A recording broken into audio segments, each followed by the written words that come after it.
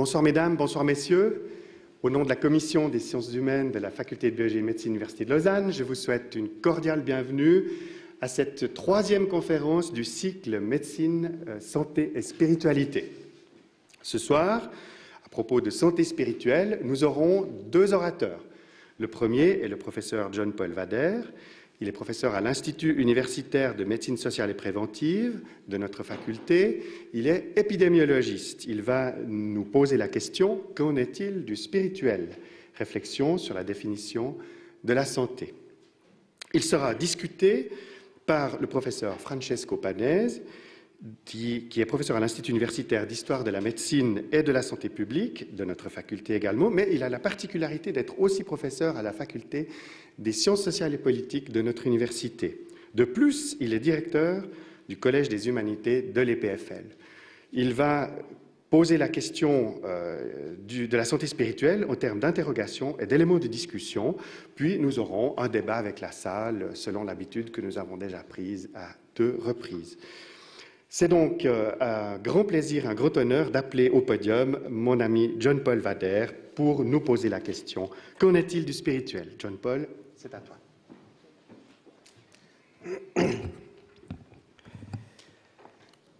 Merci pour cette introduction et merci aussi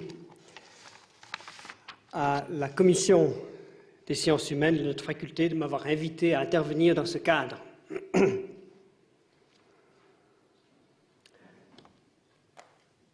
Dans la demi-heure qui suit, j'aimerais parler des définitions, pour discuter ensuite de la dimension spirituelle de la santé, puis aborder ce que nous appelons l'approche de santé publique, pour terminer avec ce que pourrait être la dimension spirituelle en santé publique, avant de conclure.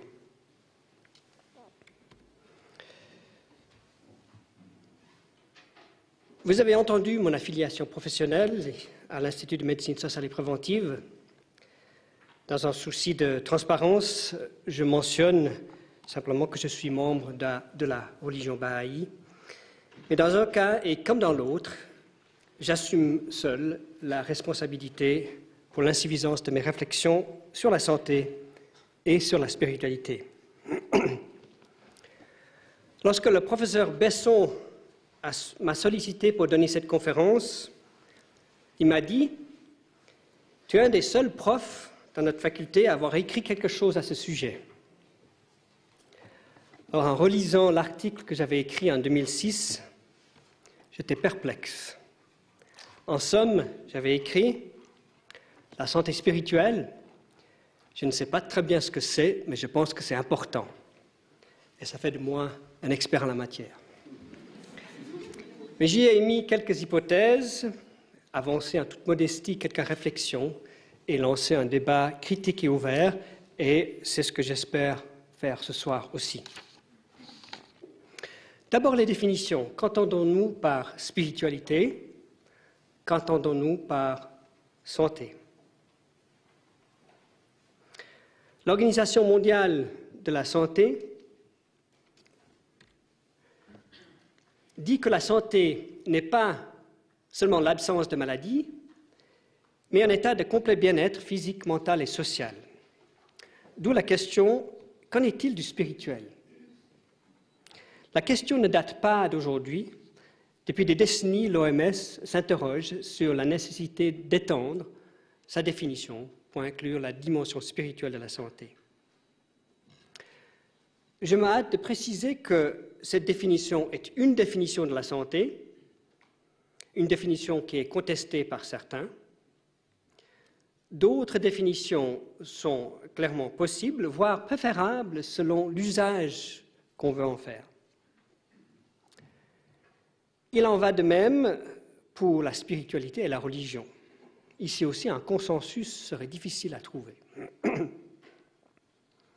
D'ailleurs, Harald Koenig, un médecin américain qui dirige le centre Religion, Spiritualité et Santé à l'université Duke aux États-Unis, et qui a peut-être écrit le plus sur le thème de spiritualité et santé, dit éviter scrupuleusement de donner une définition de la spiritualité de la religion lors de ses conférences pour ne pas fermer d'entrée de jeu la porte au dialogue.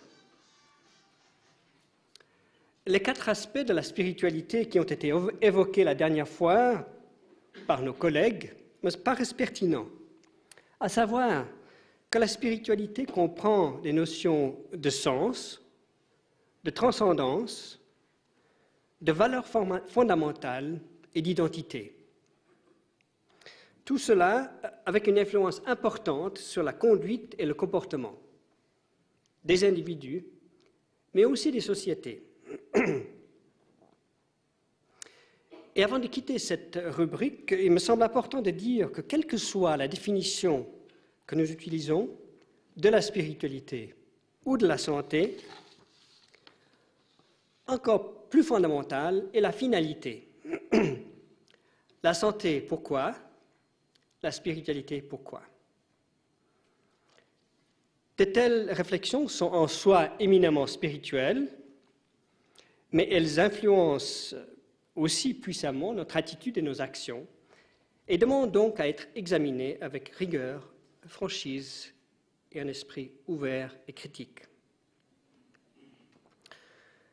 Dans mon article de 2006, je déplorais l'absence de référence au spirituel dans nos réflexions et dans nos discours, en général, mais aussi et surtout par rapport à la santé. Je voudrais évoquer pourquoi je pense que c'est le cas et mentionner quelques exemples qui illustrent pourquoi je pense que c'est en train de changer. Certains diraient que notre héritage philosophique en Europe, cartésien, newtonien, nous laisse peu enclins à mélanger le spirituel avec le matériel, le métaphysique avec le physique. Mais en plus de cela, il y a des obstacles psychologiques et pratiques aussi. Le spirituel a été, pendant longtemps, considéré comme indissociable du religieux. Et notre société laïque préfère s'éloigner le plus possible des discussions sur la religion de peur d'attiser des conflits latents. On doit aussi admettre, en toute franchise, que l'attitude et les actions de nombreux adeptes et responsables religieux y est pour quelque chose dans l'allergie que nous avons développée vis-à-vis du discours spirituel et religieux. Certains diraient aussi que la médecine étant une science, elle n'a pas à s'occuper des choses qu'on n'a pas prouvées ou que l'on ne peut pas investiguer avec nos méthodes scientifiques. De telles réflexions témoignent, à mon sens, d'une méconnaissance à la fois de la religion et de la science. Mais si on regarde les 20 dernières années, il y a des signes que les choses changent et que le spirituel et le religieux commencent à trouver leur place, du moins dans notre discours public et officiel. Je voudrais en citer quelques exemples rapidement.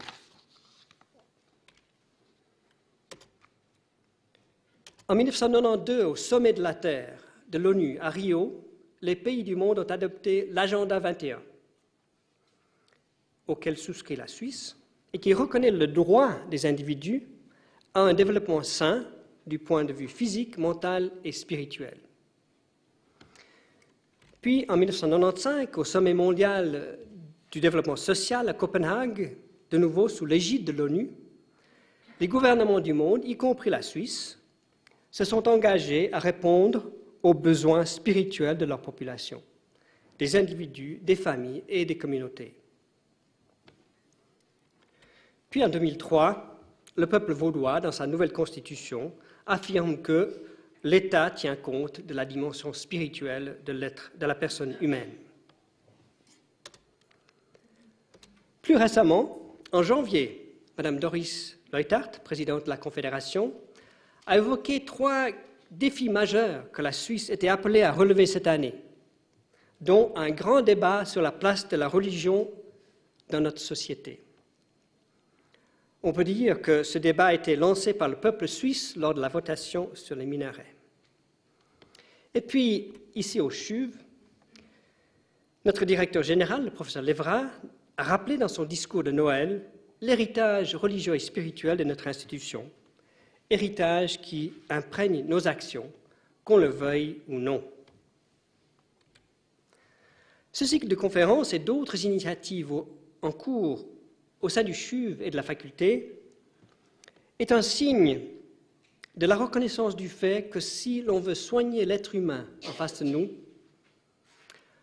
on ne peut pas faire fi de ce qui lui donne un sens à la vie, que cela corresponde ou non à une religion.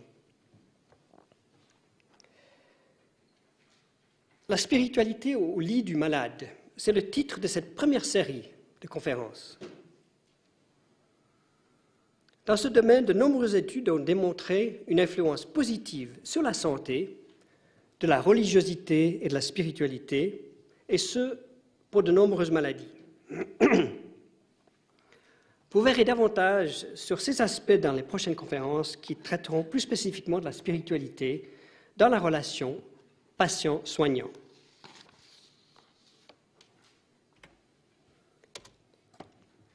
Comme vous, je le suppose, j'ai été frappé par la perspective et la beauté de l'image de la plaquette annonçant ce cycle de conférences. Mais nous devons être conscients qu'elle peut aussi véhiculer une conception inadéquate, voire erronée. Nous pourrions être tentés de voir dans cette image l'association suivante. Cathédrale égale religion égale spiritualité. Ou encore, hôpital égale médecine égale santé. Or, je pense que vous êtes d'accord avec moi qu'il est tout aussi insuffisant de voir dans la cathédrale ou la religion l'incarnation de la spiritualité que de voir dans l'hôpital ou de la médecine l'incarnation de la santé. Pour le médecin de santé publique que je suis, le lit du malade n'est pas le lit du patient à l'hôpital, mais au chevet d'une population ou d'une société en souffrance collective. Et tout en étant sensible à cette souffrance, le médecin de santé publique cherche à axer davantage ses efforts sur la prévention. Et je voudrais élaborer en quelques mots ce qu'on entend par cette approche de médecine de santé publique. Ce que nous appelons notre système de santé est largement dominé par les besoins d'individus malades. Le but est de venir en aide à une minorité vulnérable et souffrant. Et c'est un devoir auquel nous ne pouvons nous soustraire. Mais c'est un peu comme une opération de sauvetage. Il n'y a pas davantage d'espoir d'endiguer par ce moyen la marée des maladies de civilisation ou de masse que les actions urgentes en cas de famine peuvent résoudre le problème de la faim dans le monde. Face à une maladie de société ou une société malade, les individus malades sont les symptômes et signes de cette maladie de société. Et la prise en charge de ces individus malades, aussi indispensable qu'elle soit, ne résoudra pas le problème fondamental.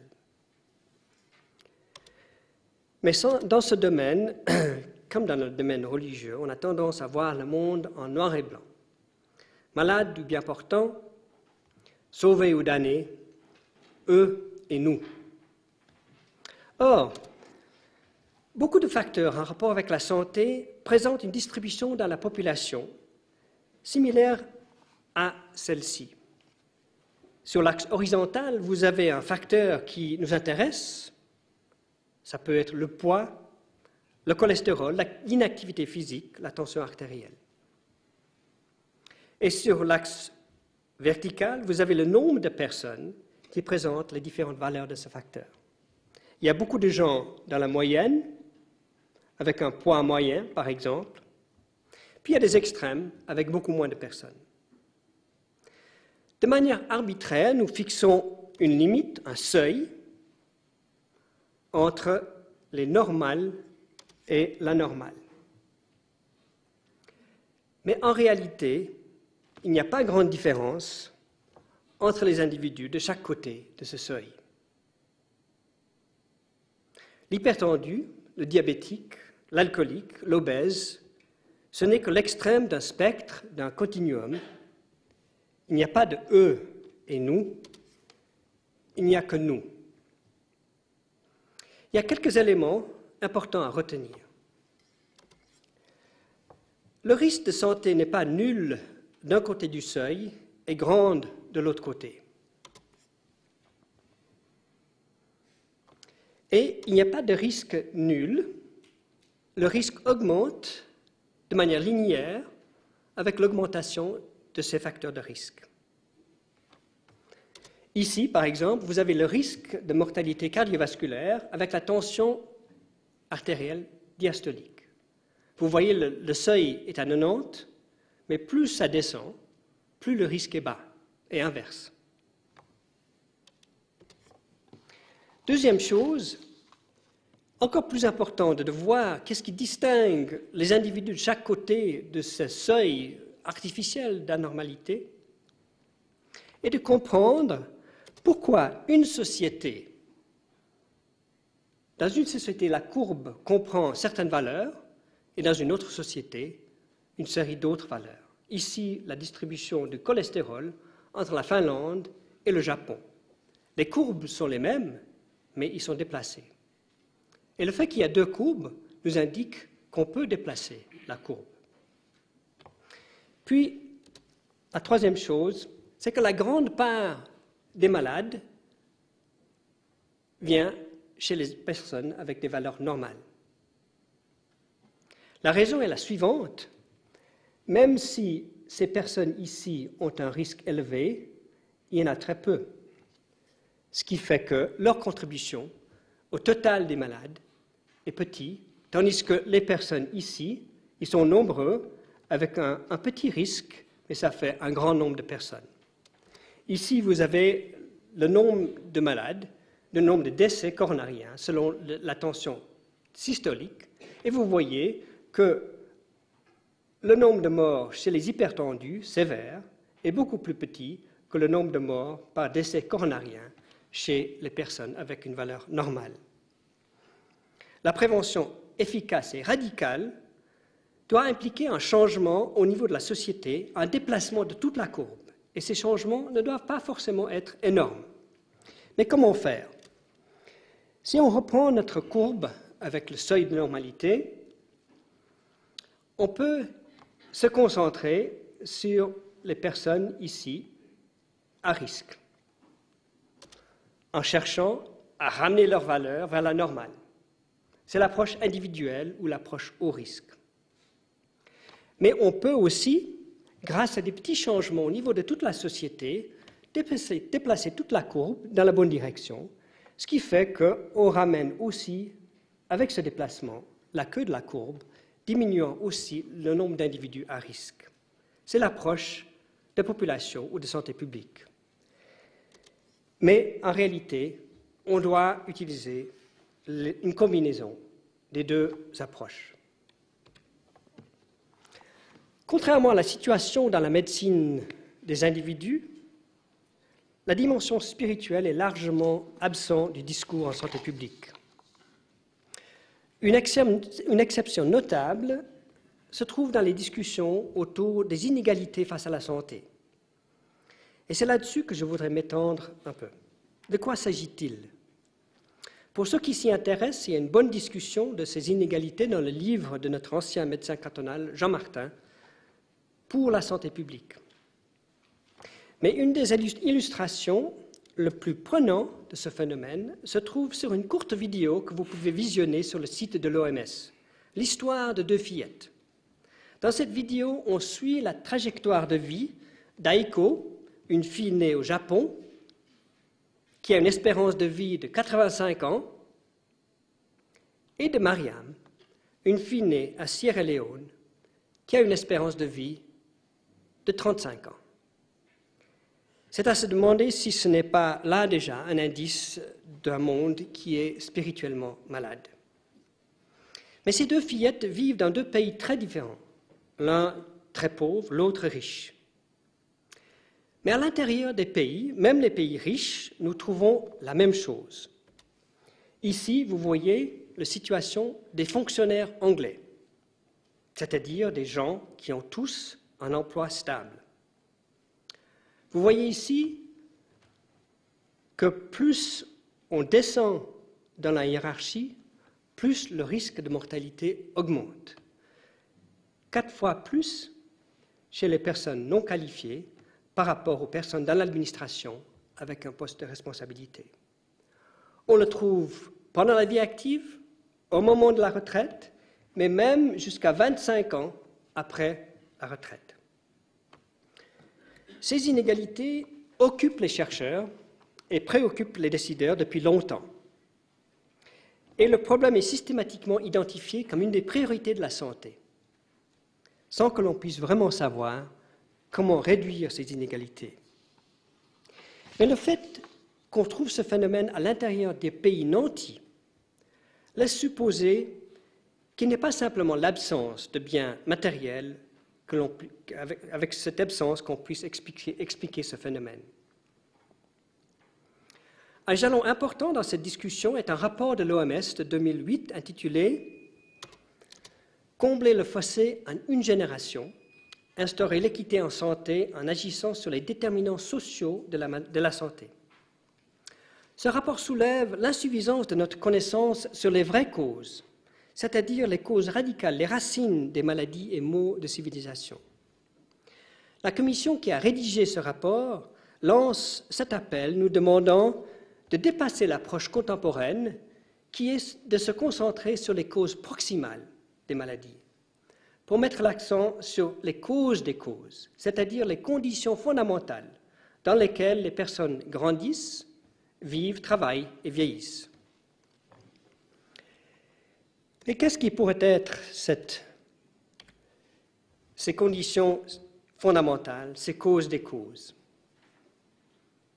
Le prix Nobel Amartya Sen les voit dans ce qu'il appelle les compétences ou les capabilities des sociétés. Robert Vogel, autre prix Nobel d'économie, a proposé ce qu'il appelle les ressources spirituelles ou des biens spirituels des sociétés, pour expliquer le déficit d'équité et de justice distributive. Je reviendrai sur ce thème ressources spirituelles dans un moment. Mais pour chercher à comprendre et à illustrer le phénomène des maladies de société et les inégalités de santé, je voudrais évoquer un thème sensible qui est le suicide. Je présente d'emblée mes excuses si cet exemple crée ou ravive des blessures chez certains d'entre nous. L'exemple illustre ce que nous pourrions appeler une maladie existentielle, individuelle, mais aussi de société. Il m'arrive de poser la question aux étudiants en médecine si le suicide est une maladie individuelle ou une maladie de société. Et je leur demande s'ils peuvent prédire combien de femmes en Suisse vont se suicider l'année prochaine. Ils admettent généralement qu'il y a une composante de maladie de société dans le suicide, mais ils la classent plutôt comme une maladie individuelle. Quelle décision plus individuelle que de choisir d'ôter ce que nous avons de plus sacré, notre propre vie. Et pour cette raison, les étudiants jugent qu'il est difficile, voire impossible, de prédire combien de femmes vont prendre leur vie l'année prochaine. Eh bien, non. Année après année, presque avec la précision d'une montre suisse, ce sont 400 de nos concitoyennes qui décident de se prendre la vie, sans que l'on puisse vraiment prédire qui seront ces victimes. Et ce, malgré la priorité que mettent les médecins sur la prévention du suicide au niveau des individus. Plus étrange encore, si vous comparez la Suisse en bleu foncé avec la Hollande en vert ou la Hongrie en bleu clair, vous constatez que le taux de suicide en Hollande est toujours la moitié de celui de la Suisse et celui de la Hongrie presque 2 fois plus élevé. C'est comme si chaque société avait son quota spécifique à présenter à l'autel pour sacrifice.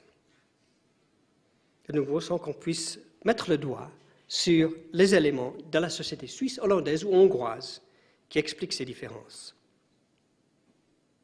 Comment évaluer la santé spirituelle de nos sociétés? Nous choisissons souvent de focaliser notre attention sur ce qui est le plus facile à mesurer. Et ce choix reflète aussi nos valeurs.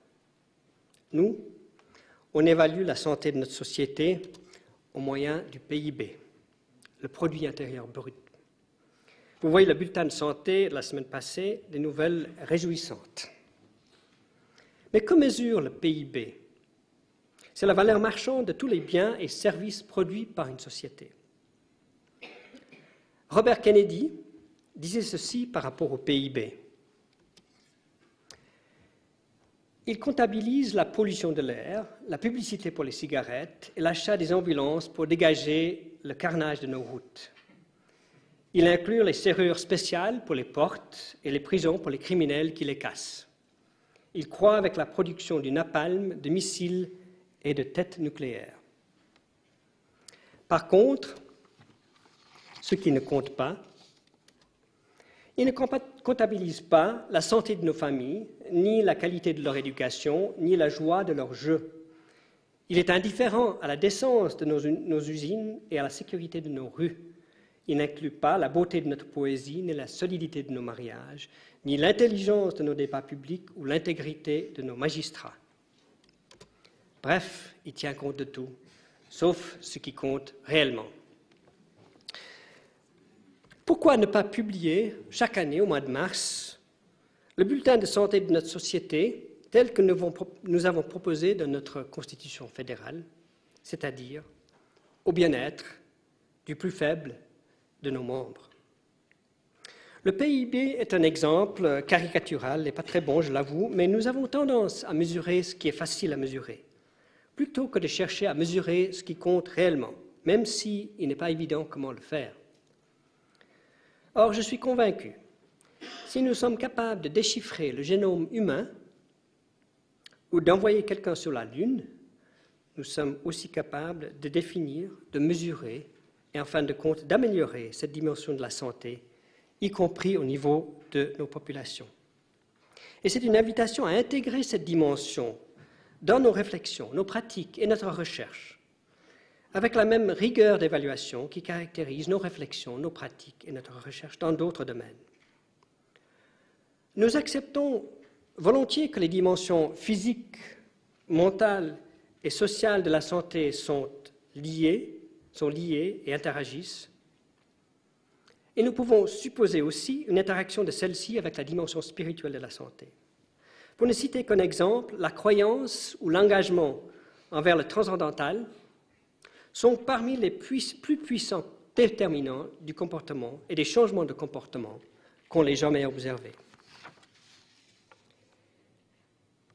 Sans doute en rapport avec le lien intime du sens de la vie et du but de l'existence. Les manifestations de ce puissant déterminant des comportements peuvent être positives et constructives ou incroyablement destructives. Or, justement, pouvoir identifier, capter et canaliser les forces de changement constructifs des humains a toujours été la pierre d'achoppement des efforts de prévention. Et en faisant fi de la dimension spirituelle de la santé, quelle que soit notre raison, il se peut que nous nous privions d'un bras de levier essentiel pour aider les individus et les populations à atteindre un niveau de mieux-être aussi sur le plan physique, mental et social. On pourrait commencer par chercher à identifier, à décrire certaines de ces ressources spirituelles de la société dont parle le prix Nobel Robert Vogel. Cela pourrait inclure la confiance dont jouissent nos institutions, l'intégrité dont fait preuve nos élus, la serviabilité qui caractérise nos fonctionnaires, et bien d'autres. Et il me semble qu'il faudrait traiter ces éléments, non pas sur un mode de pensée binaire en noir et en blanc, en nous concentrant uniquement sur les individus de la société qui en ont le plus besoin. Et ici, l'image est inversée, puisqu'il s'agit ici d'une ressource à développer, non pas un facteur de risque à diminuer. Donc, ne pas se concentrer uniquement sur les individus qui ont le plus grand déficit et besoin, mais en cherchant à déplacer l'ensemble de la courbe, toute la société, dans la bonne direction, par des petits pas, dans le sens de voir tout le monde développer plus et s'appuyer davantage sur les ressources ou les principes spirituels. Peut-on nier que s'il y avait davantage de ces éléments qu'on pourrait appeler les composants de la santé spirituelle d'une société, il y aura moins de souffrances et de maladies sur le plan individuel et social. Mais, comme souvent en médecine, même si on admettait la justice du diagnostic, cela ne veut pas dire que nous avons découvert le remède ou que nous savons l'appliquer à bon escient. Je vous remercie.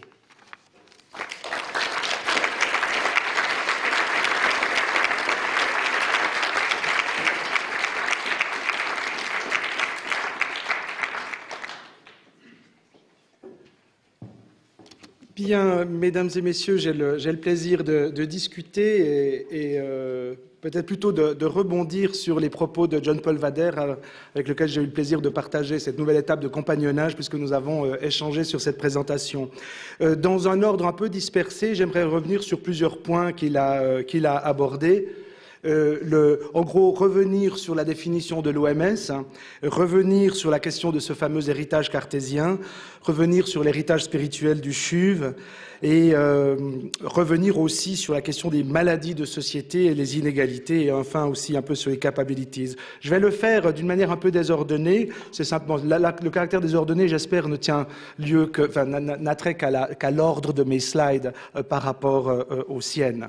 J'aimerais dire en préambule que ce que nous partageons avec John Paul Vader, mais d'une manière différente, c'est un souci, je dirais, de la société. On parlera, en tout cas nous, pas beaucoup ce soir, quoique un peu de la question de la spiritualité individuelle, mais nous avons essayé de croiser finalement nos points de vue et nos regards pour adresser un certain nombre de questions qui ont trait, je dirais, à la dimension sociale et, je dirais, en ce qui me concerne, étant sociologue et un peu anthropologue, les dimensions socio-anthropologiques des liens entre spiritualité et santé.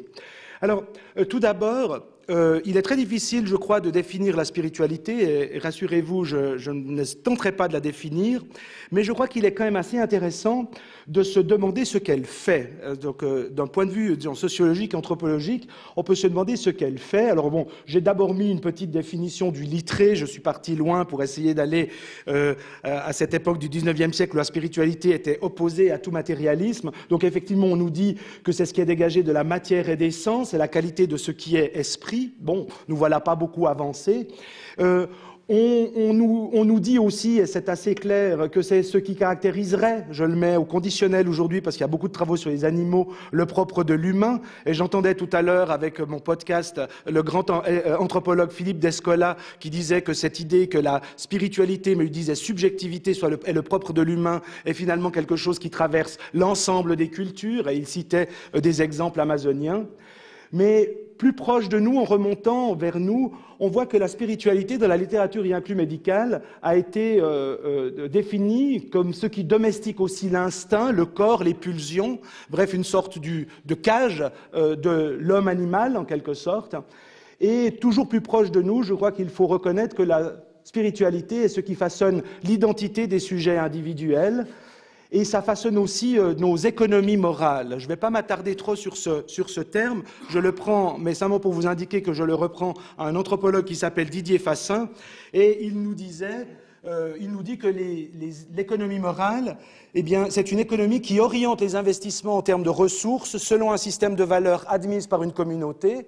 Et si on prend ça du côté de la santé, on peut dire que l'économie morale, c'est cette économie qui oriente les conduites des soignants et des soignés et établit des responsabilités en vue de l'amélioration de l'état de santé et de la majoration du bien-être des individus et de la population. Je crois qu'on pourrait peut-être revenir sur cette notion d'économie morale. Nous avons tous nos économies morales, que ce soit soignants, soignés, institutions. Et je crois que la spiritualité façonne une part de ces économies morales.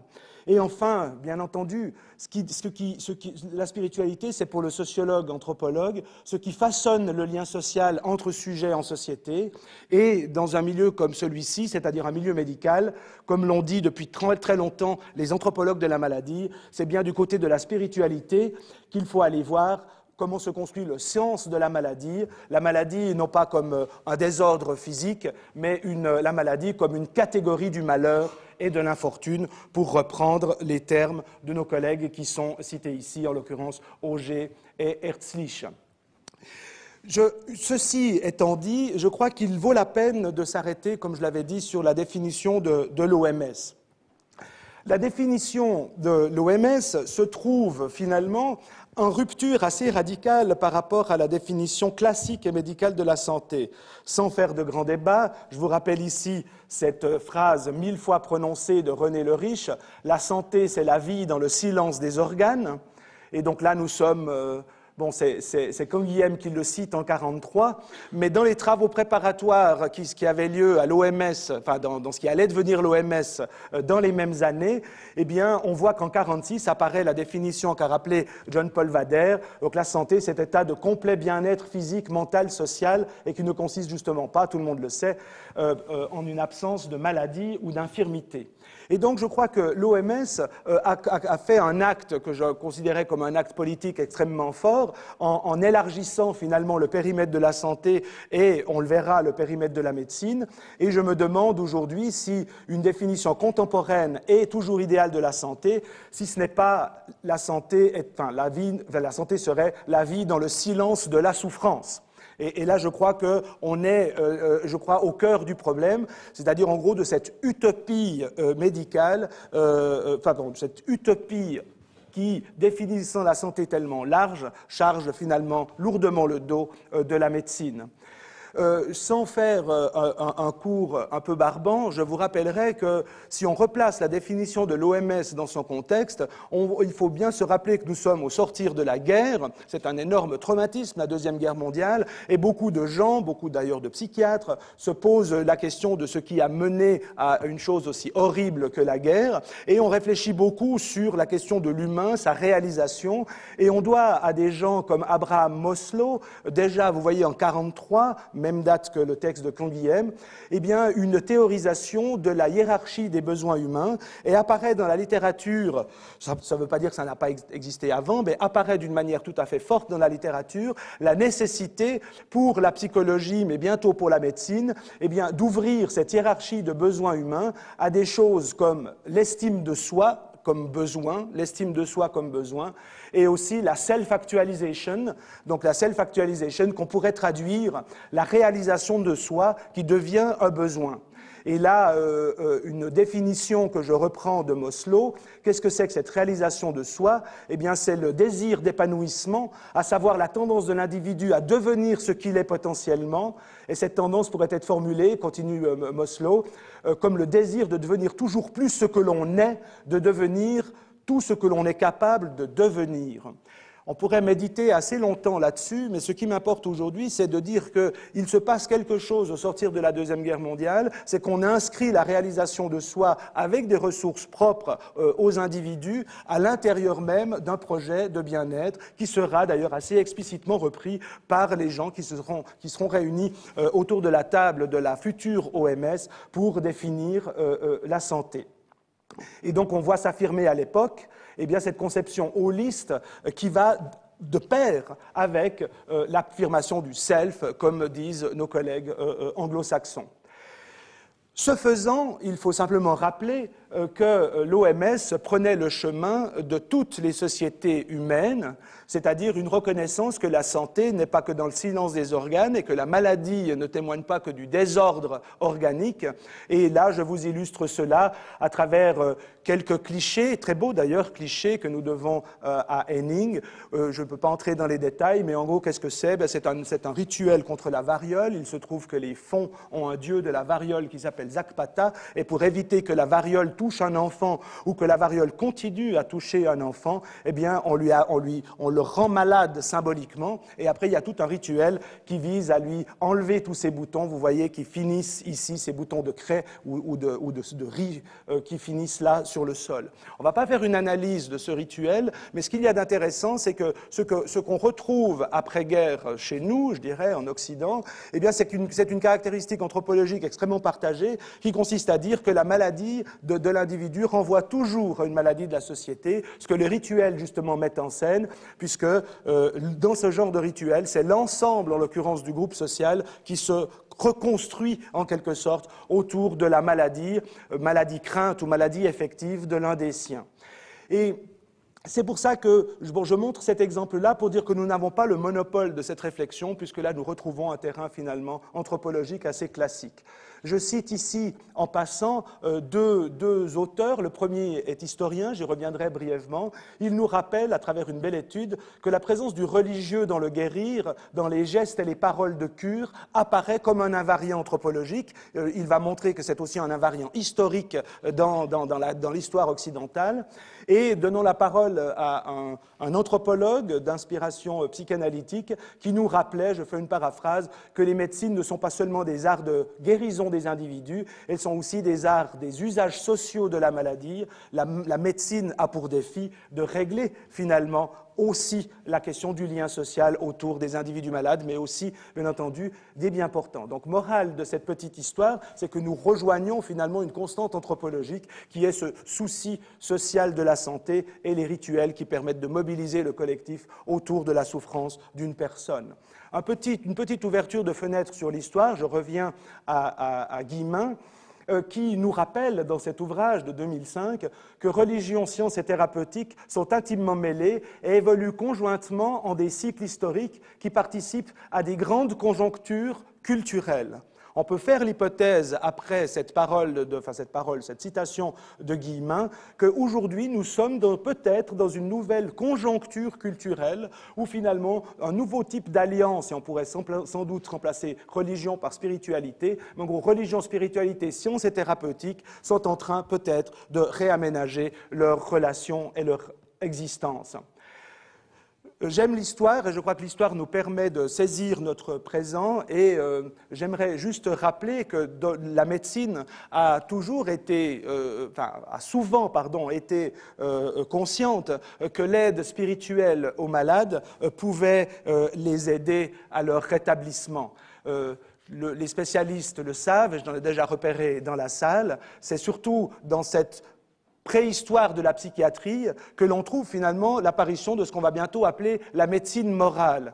Ici, une belle citation de Joseph Daquin, qui a écrit en 1791 sa philosophie de la folie. On ne va peut-être pas tout lire, mais regardons ici, il nous dit « On réussit infiniment mieux et plus sûrement », mais il parle donc des fous, de philosophie de la folie, on réussit infiniment mieux et plus sûrement auprès des malades qui en sont atteints, donc de folie, par la patience, par beaucoup de douceur, par une prudence éclairée, par de petits soins, par des égards, par de bonnes raisons et par des propos consolants qu'on essaye de leur tenir dans les intervalles lucides dont ils jouissent quelquefois. Et Daquin termine en disant finalement les drogues ont une moins grande efficacité que ces attitudes-là. On voit donc qu'au cœur même de la médecine, en l'occurrence confrontée avec la folie, eh bien, des médecins, parce que Daquin est un médecin au XVIIIe siècle, eh bien, ces médecins prennent le chemin de ce que l'on peut appeler quand même une spiritualité, ou en tout cas un rapport spirituel, ou il dirait plutôt lui, un rapport moral à son patient pour l'aider. Donc, autre élément que je trouve intéressant pour dire que ça a existé avant, c'est toujours bête, mais c'est bien de le rappeler parfois, nous sommes ici chez Paul Joly. Paul Joly est un médecin qui a vécu très longtemps. Je crois qu'il avait 96 ans quand il a écrit cet ouvrage qui s'appelle « Hygiène morale ». Et ce traité d'hygiène morale parle de l'homme, de la vie, de l'instinct, de la curiosité, de l'imitation, de l'habitude, de la mémoire, de l'imagination, de la volonté. Si vous l'ouvrez au chapitre de la volonté, donc cette vertu cardinale finalement de la subjectivité humaine, eh bien, vous voyez que ce médecin, dans son ouvrage sur l'hygiène morale, nous indique assez bien le rôle de l'esprit des individus sur leur propre santé.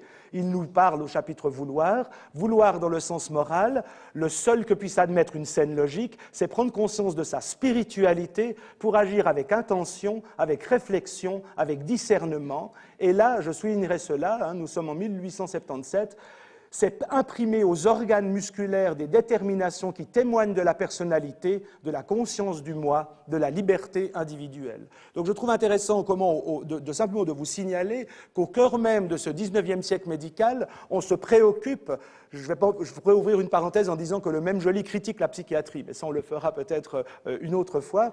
Mais ces médecins-là, eh bien, ont parfaitement compris que la question de la relation intersubjective avec leurs patients n'a pas seulement des effets de soulagement, mais aussi des effets thérapeutiques, puisque vous voyez qu'on peut imprimer des choses aux organes musculaires avec la spiritualité qui vient du vouloir de chacun.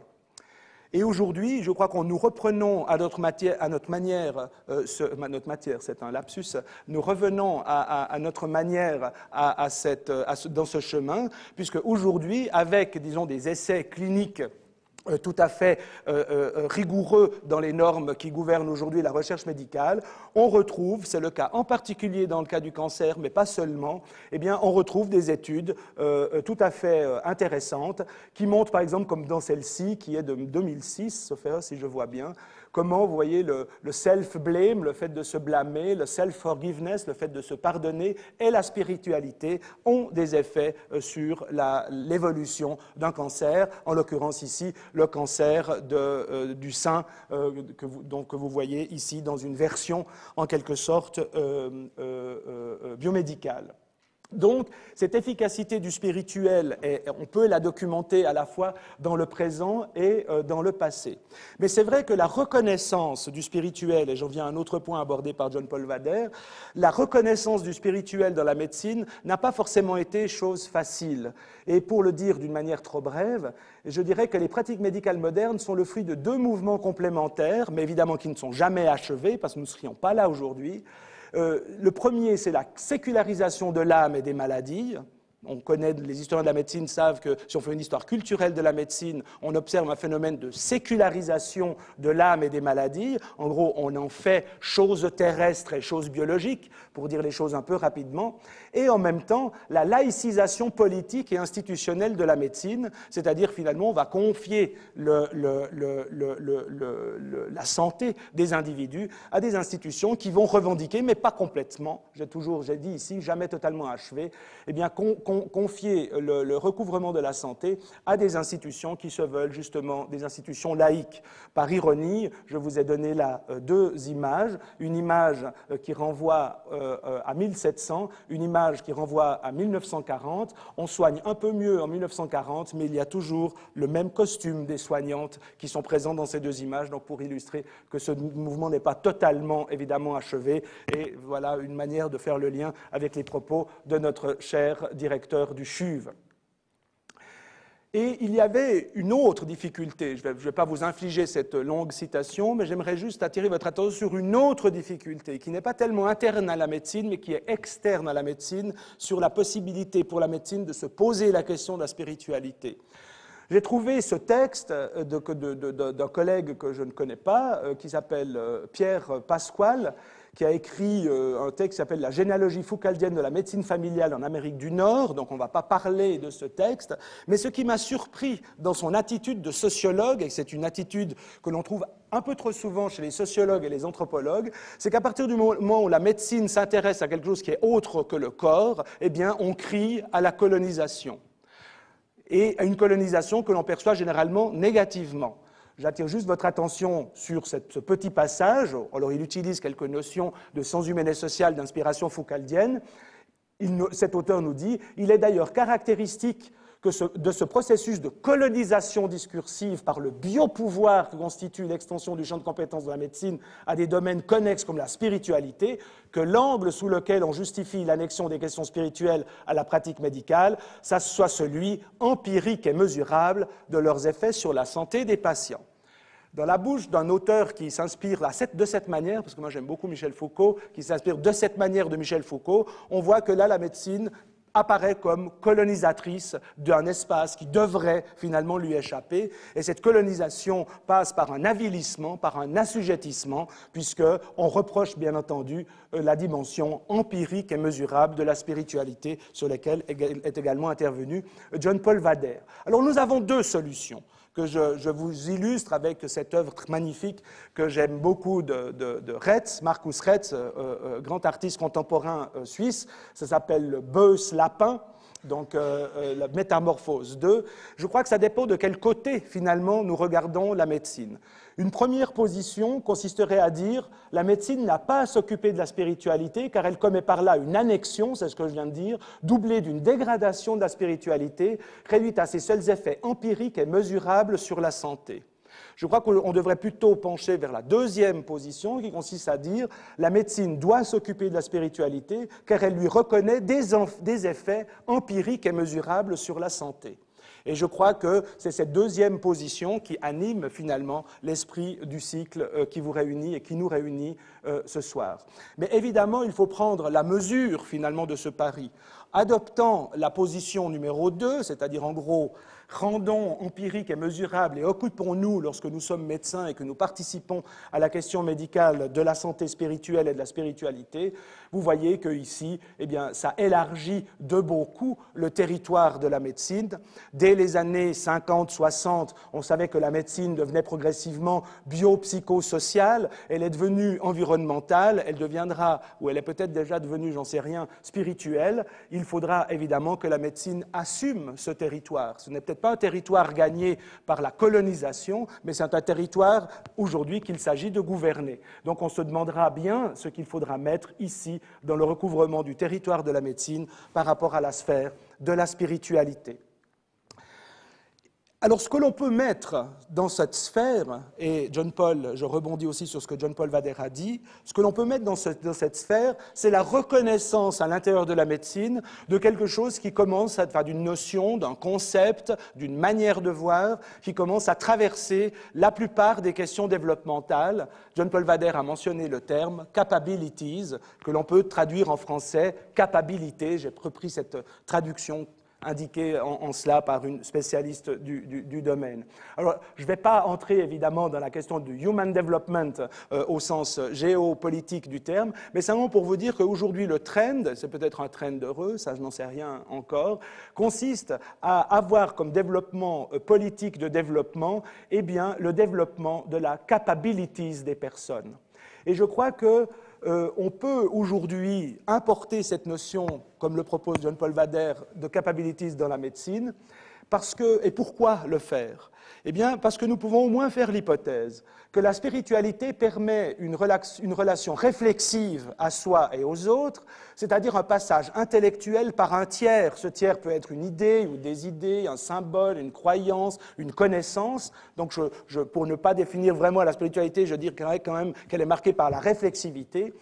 Et donc, une relation réflexive pour envisager son existence en tant qu'individu agissant, et ce, au niveau individuel et collectif. Et donc, la spiritualité relève sans doute de cette capacité, soit le pouvoir, la capacité et la compétence, j'insiste sur la compétence d'agir pour transformer sa situation ou celle des autres ou une situation. Mais encore faut-il que cette capacité soit atteignable. Et là, rebondissant encore une fois sur un propos de John Paul Vader, en citant notre collègue Alain Ehrenberg dans son dernier ouvrage « La société du malaise », il faut se rappeler, et je crois que la médecine, et nous tous devons nous rappeler, que la société contemporaine, mais sans doute pas seulement contemporaine, mais intéressons-nous à nous, Ehrenberg nous dit « L'inégalité sociale de la distribution des capacités personnelles est le problème majeur des inégalités. » En gros, la capacité, si vous voulez, la capacité spirituelle n'est pas répartie d'une manière homogène dans la population. Et d'ailleurs, ça devient pour Ehrenberg, c'est une thèse forte de son ouvrage, un problème majeur des inégalités. Et il rajoute, on ne diminuera pas les inégalités de compétences en multipliant les statuts des personnes. Telle personne est vulnérable, telle personne est moins vulnérable, telle personne est éduquée, telle personne n'est pas éduquée, mais en permettant à ceux qui subissent cette inégalité d'être capables de saisir des opportunités pour développer finalement une capacité propre. Voilà le diagnostic d'Alain Ehrenberg qui nous fait dire finalement que, et dans ma bouche ce n'est pas un vilain mot, peut-être qu'aujourd'hui la spiritualité est devenue un objectif politique, parce qu'il s'agit de la reconnaître comme quelque chose qui fait plutôt du bien et qui participe finalement du bien-être des individus, mais si l'on reconnaît quelque chose, il y a donc une mission politique qui consiste à la promouvoir.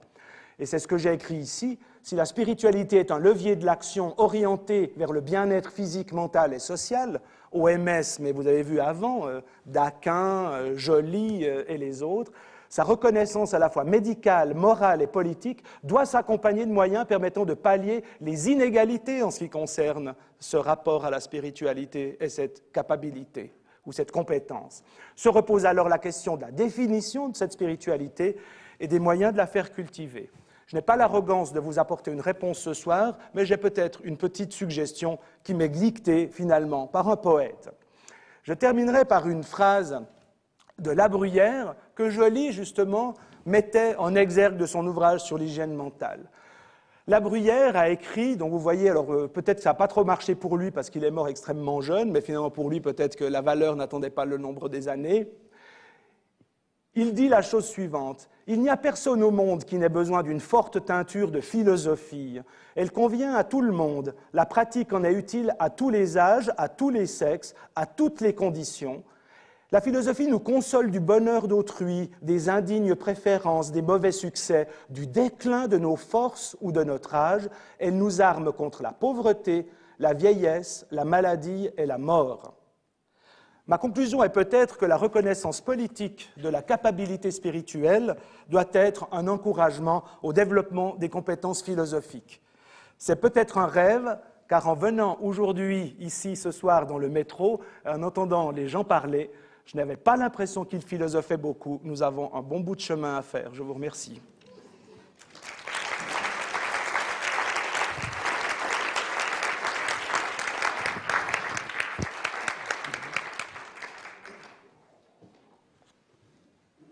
Un immense merci à nos deux orateurs qui ont mis la barre très haut, qui nous ont mis au cœur du sujet, qui ont rempli magnifiquement le mandat que le cycle leur avait confié. Il est clair qu'ils ont lancé des pistes magnifiques pour la discussion avec la salle. Donc, sans tarder, Madame Martinez et moi, nous allons faire circuler des micros et je vais demander aux deux orateurs de venir au podium et ils pourront répondre à vos questions. La parole est à vous.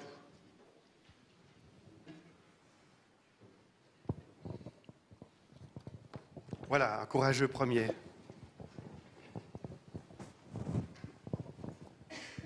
Ma question va au premier orateur, parce que vous avez beaucoup parlé d'un idéal de société. On a entendu le deuxième orateur parler de la philosophie comme idéal, si j'ai bien compris, de spiritualité. J'aimerais savoir plutôt quel idéal de spiritualité.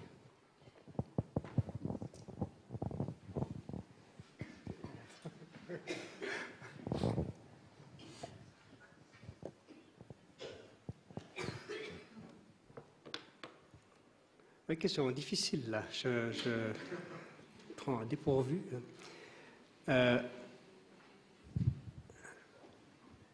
J'aurais tenté de dire que l'idéal de spiritualité pour la société, c'est quelque chose qui doit être construit ensemble.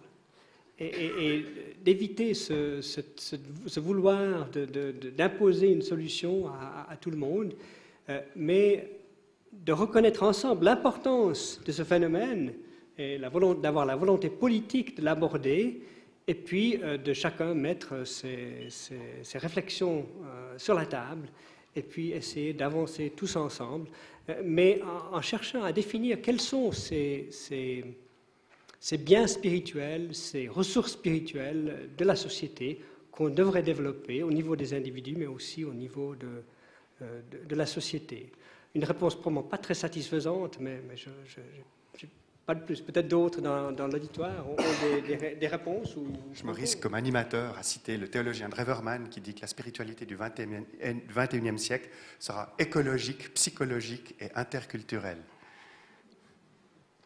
Franco ? Bon, je n'ai évidemment pas la réponse à la question. Je crois que s'il y avait une manière de la définir, je crois que c'est par rapport à un certain nombre de valeurs que l'on devrait mettre sous différents costumes, je dirais, spirituels.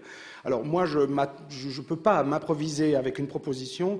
Ce que je dirais, c'est que si on reconnaît que la dimension, je dirais, du lien social et d'une réflexivité individuelle vers quelque chose qui serait l'accomplissement de soi, le souci du lien social et le souci de soi qui va vers le sens d'une amélioration de soi, mais aussi des autres et du lien qu'on a avec eux, je dirais que toute spiritualité, qu'elle soit vêtue de blanc, de rouge, de mauve, peu importe, eh bien, irait dans un sens qui est voulu. Je crois que le drame, si je m'exprime comme ça d'une manière un peu simplette, je dirais que le drame qui puisse arriver, c'est le déploiement généralisé de spiritualité qui, à force d'être trop individuelle, prolongerait en quelque sorte l'individualisme dans des boudoirs ou des méditatoires, et je crois que ça ne ferait pas beaucoup avancer le schmilblick de la société.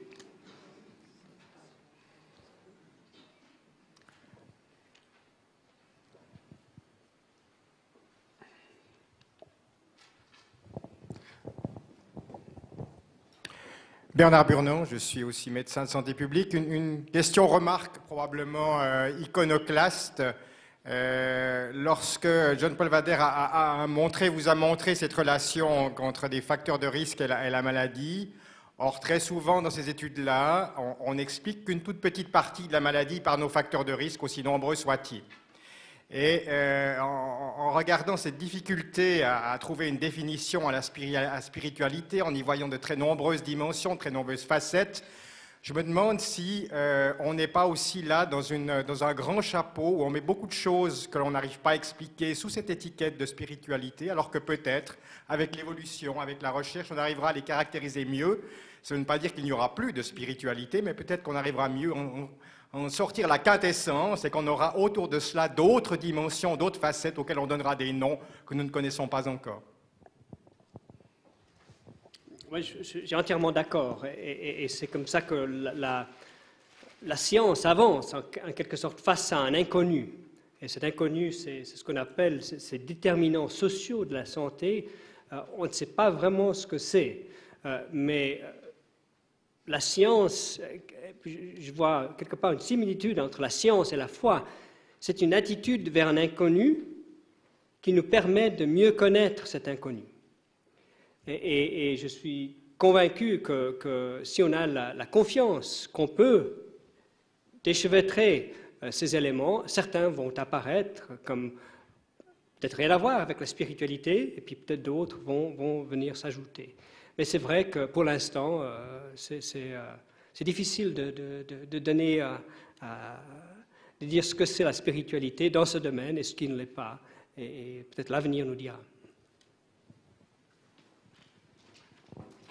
Je n'ai encore une fois pas la réponse à la question. Ce que j'aimerais juste dire, c'est que d'un point de vue, disons, de méthode, il faudrait se demander, c'est un peu ce que j'ai essayé de faire au tout début, qu'est-ce que structure la spiritualité? Et c'est vrai que du point de vue du médecin de santé publique, on sait que si on fait varier la variable du lien d'une personne malade avec ses proches ou avec ses tiers, eh bien, le parcours du malade va sensiblement être différent. Et si on fait ça avec une analyse populationnelle, on sait qu'on va obtenir cela. Donc la question, évidemment, que je me pose, c'est qu'est-ce qui fait qu'à un moment donné, il y a des gens qui sont accompagnés et d'autres qui ne le sont pas? Pourquoi il y a des gens qui ont de la compassion et d'autres qui ne l'ont pas? Pourquoi il y a des individus isolés dans leur souffrance et d'autres qui ne le sont pas? Et je crois que c'est un petit peu par ces facteurs-là que l'on pourra essayer de cadrer ce qui relèvera du spirituel, mais alors cette fois au sens de l'itré, c'est-à-dire ce qui n'est pas une action matérielle chez les malades. Donc pour moi, la spiritualité, c'est évidemment facile de le dire, je crois qu'on peut revenir à des fondamentaux, c'est ce qui traduit tout ce qui relève d'une relation qui n'est pas matérialisée et qui ne se traduit pas immédiatement dans des transformations physiques, mais qui, visiblement, induisent des transformations. Je sais que c'est banal ce que je dis, mais je crois qu'on pourrait très bien s'arrêter en cela. Et j'ai envie de pousser la boutade de la fin en disant que lorsqu'on arrêtera de philosopher, c'est-à-dire en gros lorsqu'on arrêtera, si un jour, normalement pas, anthropologiquement ça ne devrait pas être possible, mais si un jour on nous lobotomise quelques endroits et on s'arrête de penser, eh bien ce qui est intéressant, c'est qu'on va aller à l'encontre, on va rencontrer finalement la caricature de la médecine scientifique, c'est-à-dire une médecine que de corps. Et le fait que cette médecine que de corps n'ait jamais réellement existé nous indique quand même que la question de la réflexivité individuelle, la réflexivité par rapport aux proches et la réflexivité par rapport à notre rôle social joue un rôle sur la santé individuelle et des populations. Mais je pense quand même que des épidémiologues comme vous, chers collègues, arriveraient à mesurer ces petites choses qui, tout à coup, gouvernent, orientent les destins, ou en tout cas plus modestement les existences. En fait, c'est votre boulot. Je peux juste répondre en une phrase, peut-être. Est-ce que la spiritualité n'est pas ce qui restera lorsque l'on aura tout expliqué ? Voilà un mot bien spirituel. Les questions. Un monsieur, une dame, ouais. Merci. J'ai 2 questions. Un des orateurs a dit que la réalisation de soi, c'est le désir d'épanouissement, la tendance de l'individu à devenir ce qu'il est potentiellement, devenir toujours plus ce que l'on est, devenir tout ce que l'on est capable de devenir. Alors, est-ce qu'on pourrait se risquer à dire vers quoi l'on s'achemine? Qu'est-ce qu'on est capable de devenir? Puis ma deuxième question, est-ce que la spiritualité pourrait clairement modifier un processus physiologique, pathologique? En clair, l'évolution d'une maladie physique. Qui veut répondre? Peut-être la deuxième question. Ma compréhension, c'est oui. Les notions de spiritualité ou religiosité, en tout cas selon les études qui ont été faites, démontrent une influence sur les variables physiques des maladies, mais c'est un domaine qui va être traité beaucoup plus dans les conférences suivantes, où on parlera davantage de cette notion de spiritualité de l'individu et l'influence sur son état de santé physique et psychologique. Ça, c'est pour la deuxième question. Peut-être faire un commentaire là-dessus en tant qu'organisateur du cycle.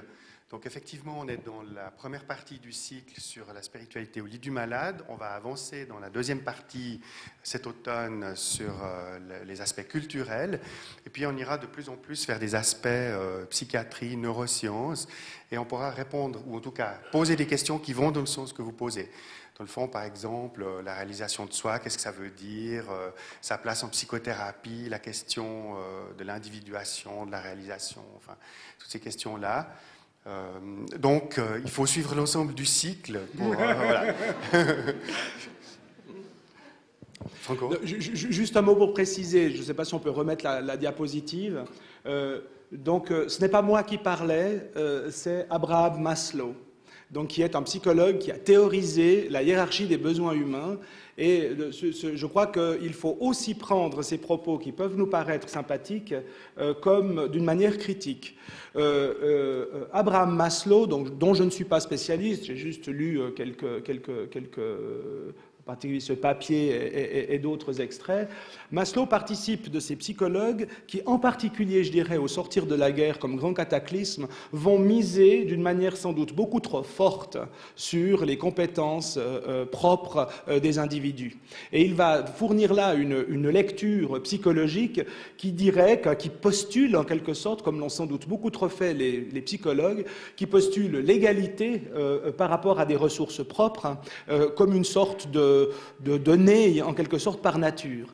Et je crois que Maslow a sans doute, je dirais peut-être, enfin, il a raison dans l'esprit de son propos, c'est-à-dire désir d'épanouissement, la tendance de l'individu à devenir ce qu'il est potentiellement, mais il ne propose rien sur le fait que cette capacité-là demande un effort pour être développée. Les psychologues ont souvent péché en nous disant que nous sommes tous pareils et jamais inégaux par rapport à des compétences propres. Aujourd'hui, les managers font un peu la même chose lorsqu'ils font du coaching et des choses comme ça. La capacité individuelle à se réaliser, à la réalisation de soi n'est pas tombée sur la terre au moment de la naissance. Nous sommes profondément inégaux par rapport à ça. Donc, en résumé, je n'ai pas dit cela. Je renvoie à un idéal qui est tout aussi utopique que la définition de la santé par l'OMS.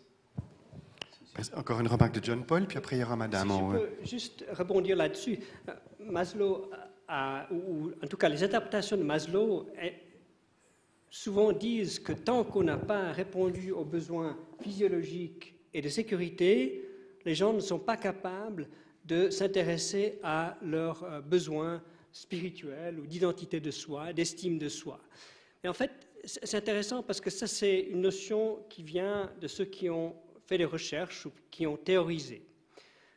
J'ai souvent parlé avec les gens de quart-monde, les pauvres de chez nous, et eux, ils sont tout à fait contre ça, parce qu'ils disent notre premier besoin, c'est du respect, de l'estime de soi, parce que sans cela, on ne peut pas nous s'occuper de nos besoins physiologiques et de sécurité.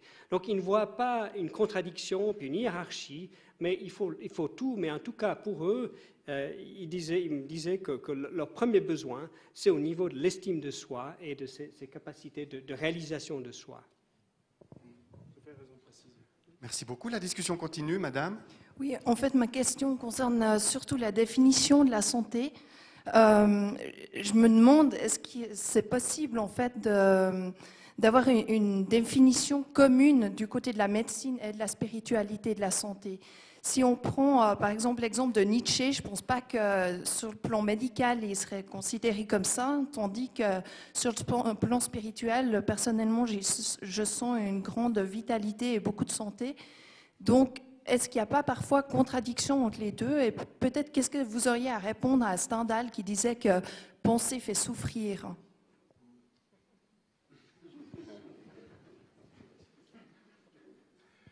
Bon, vous posez une question difficile. C'est vrai que Nietzsche a eu une fin de vie en particulière, et puis qu'il a renoncé, il a refusé depuis assez longtemps tous les soins qui venaient de la médecine. Si je connais un tout petit peu la biographie de Nietzsche, que vous connaissez sans doute mieux. Vous posez une question importante, mais je crois qu'il ne faut pas être angélique.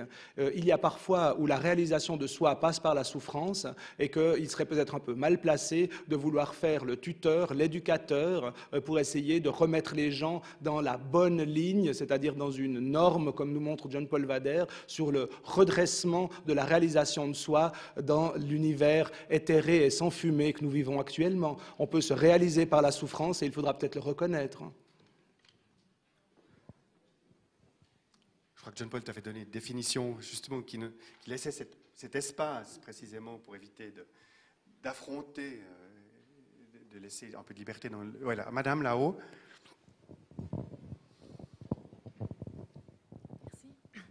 Dans la première présentation, vous nous avez ouvert les yeux sur la santé publique, l'effort de prévention, l'essai de pousser la courbe dans la bonne orientation.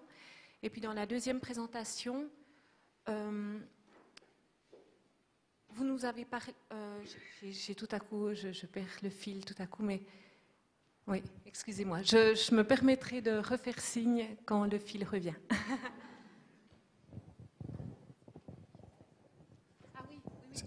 Voilà, ça revient. Excusez-moi.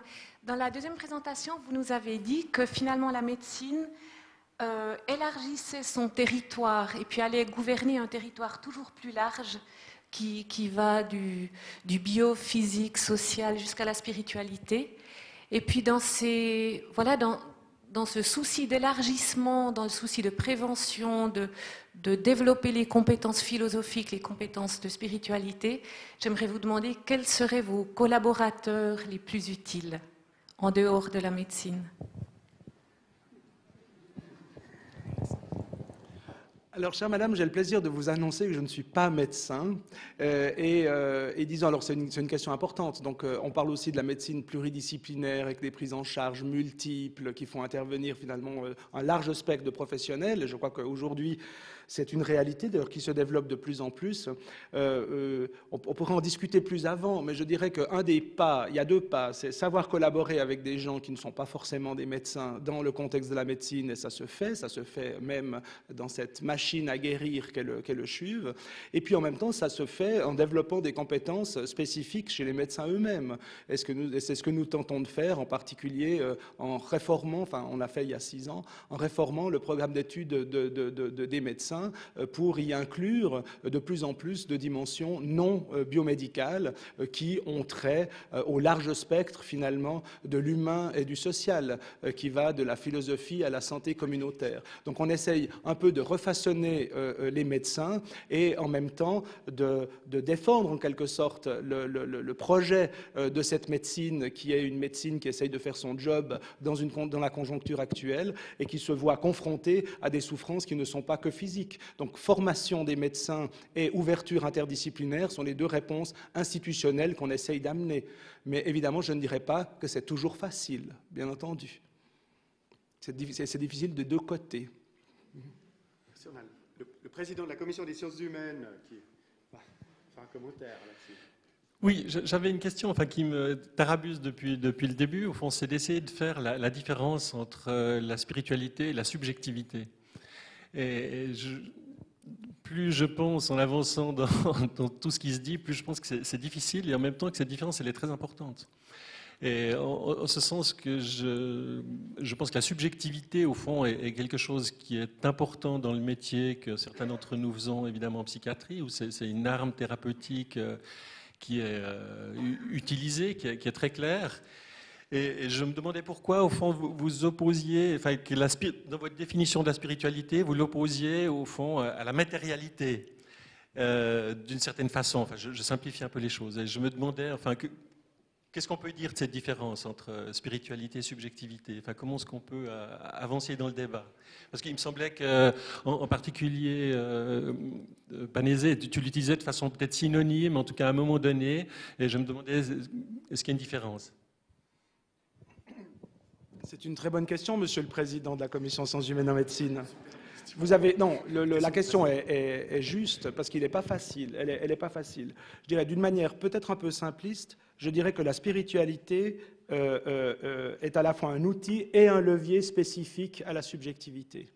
C'est que je ne pense pas qu'on a tout dit de la subjectivité lorsqu'on a parlé de la spiritualité, mais je pense qu'il y a, alors ça dépend de ce qu'on entend, si on regarde les pratiques spirituelles et les définitions de la spiritualité, on voit quand même qu'il s'agit d'une relation subjective à soi, au monde, et souvent intersubjective à soi et au monde. Et c'est d'ailleurs pour ça que la psychiatrie a souvent entre dans des terrains de concurrence avec d'autres pratiques de healing qui à la fois proposent d'aller mieux, mais dans le cadre d'un discours, en l'occurrence religieux et parfois, en tout cas, qui relève donc d'une certaine idée de la spiritualité. Alors moi, je n'ai pas la réponse à la question, mais je pense que toute forme de spiritualité est une manière de faire quelque chose au niveau de la subjectivité, et en particulier de façonner sa propre subjectivité et puis de façonner la relation intersubjective qu'on a aux autres. Alors je sais que la réponse n'est pas entièrement satisfaisante, mais mon cher Président, tu peux bien entendu ajouter quelque chose. Tu veux répondre? Non, c'est-à-dire que je pense que la subjectivité, au fond, est quelque chose qui est extrêmement utile dans le rapport thérapeutique que les psychiatres peuvent avoir dans le rapport direct, et que c'est une qualité, au fond, que tout être a, et on travaille avec ça dans notre domaine, comme quelque chose qui ne s'oppose pas au somatique. Je veux dire, c'est quelque chose qui va ensemble. Et il me semble que dans la spiritualité, on est tout ailleurs. Et qu'il n'y a pas eu cette opposition, qui me semblait aussi reconnaître dans la micro-histoire que tu faisais entre spiritualité et puis médecine, parce qu'ils ont toujours travaillé ensemble. Et c'est probablement que dans le XXe siècle qu'il y a eu une certaine opposition entre les deux qui se faisait. Dans tous les siècles précédents, c'est quelque chose qui était d'évidence qui allait ensemble. Enfin, les citations que tu faisais le montraient bien. Et probablement que le XXe siècle est un des rares siècles justement où cette opposition était forte. Et j'ai l'impression que le XXIe siècle reviendra quelque chose de plus harmonieux entre ces deux logiques. Alors, je suis effectivement d'accord, mais sans être très savant dans cette affaire, moi ce que je remarque simplement d'un point de vue historique, par exemple, ça a été le développement de la médecine catholique.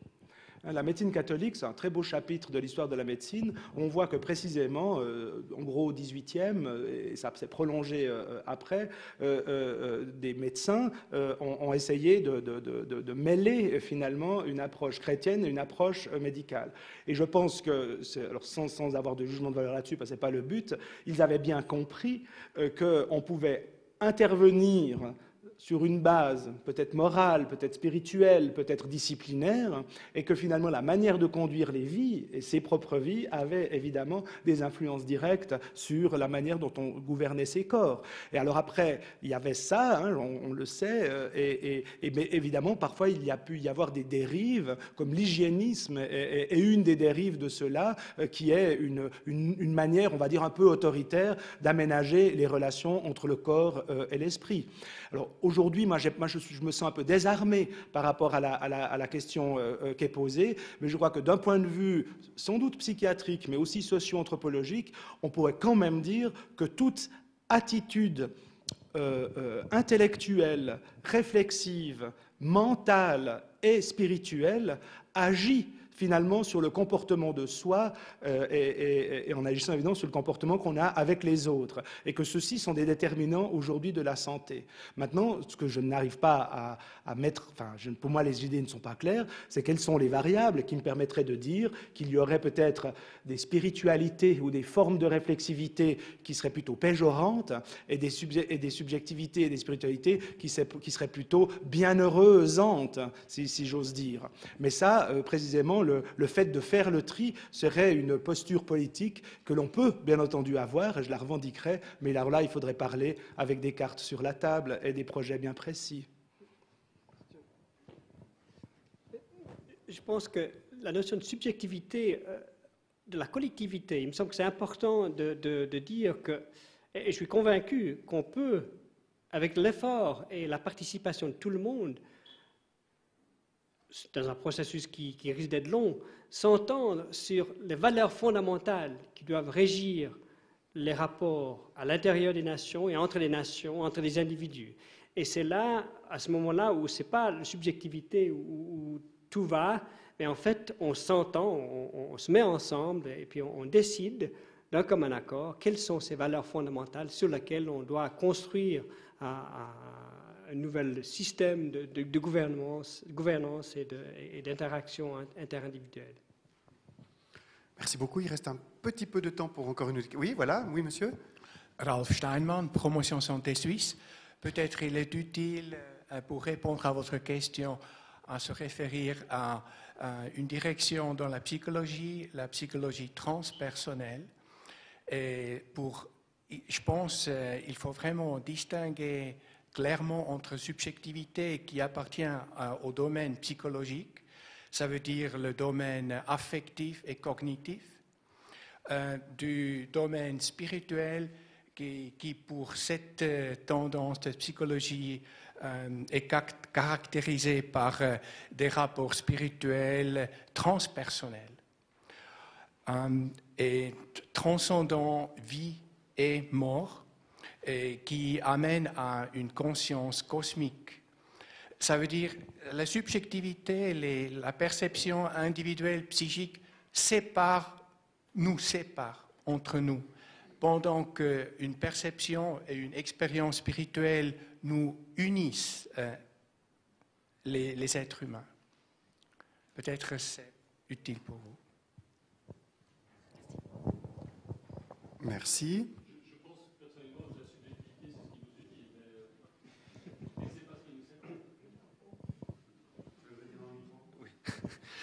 Non, je ne suis pas d'accord avec vous de dire que la subjectivité est ce qui nous sépare des autres. Au contraire, la subjectivité, pour moi, c'est une des formes de dialogue avec l'autre. Enfin, c'est bien sûr ce qui nous appartient, mais c'est ce qui nous permet aussi de partager les valeurs de l'autre.